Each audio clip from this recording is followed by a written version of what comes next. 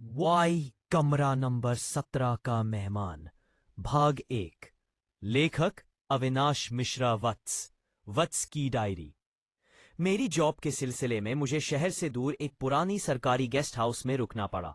Reception पर बूढ़ा चौकीदार बैठा था। जैसे ही उसने मेरी बुकिंग देखी, उसके चेहरे का रंग बदल गया। साहब, आपको कमरा नंबर 17 मिला है। उसकी आवाज कांप गई। मैंने हंसते हुए पूछा, क्यों, कोई समस्या है क्या? वह बोला, नहीं साहब, बस उस कमरे में जरा शांति रखना।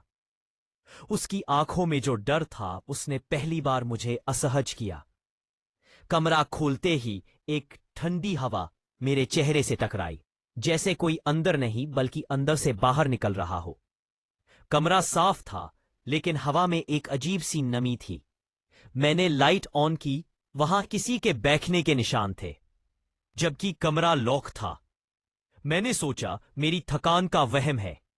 जैसे ही मैं बिस्तर पर बैठा, पीछे से टिक टिक टिक कुछ गिरने की आवाज आई। मैं मुड़ा। टेबल पर एक पुरानी डायरी पड़ी थी। उस पर मोटे अक्षरों में लिखा था, मेहमान कभी अकेले नहीं रहते। मैं घबरा गया। ये डायरी पहले नहीं थी। मैंने सावधानी से उसे खोला। पहला पन्ना खाली था, दूसरा भी। फिर तीसरे पन्ने पर कुछ लिखा था, जैसे किसी ने जल्दबाजी में उतारा हो। जिसने 17 नंबर कमरा खोला है, वह अब इस जगह का अगला हिस्सा है। मुझसे पहले 3 लोग यहां रुक चुके हैं। उन सबको एक ही चीज दिखाई दी थी। आधी रात 2:13 पर खड़ा एक मेहमान। मेरी सांस अटक गई। मैंने तुरंत घड़ी देखी। 2:05, सिर्फ 8 मिनट बाकी। मैं डर के मारे कमरे का दरवाजा बंद कर चुका था। रोशनी जलाकर बैठा था। डायरी मेरे हाथों में कांप रही थी। 2:11। अचानक लगा जैसे कमरे का तापमान एकदम गिर गया। 2:12। दरवाजे के ठीक बाहर किसी के कदम रुक गए, धीमे, भारी, जैसे कोई कई सालों से चल रहा हो। 2:13। और अगले ही पल दरवाजे पर 3 बार दस्तक हुई। ठक ठक ठक। मैं कांप गया।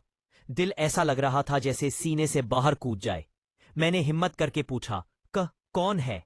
और तभी दरवाजे के नीचे से किसी के पैरों की परछाई अंदर सरक आई, लेकिन बाहर कोई नहीं था।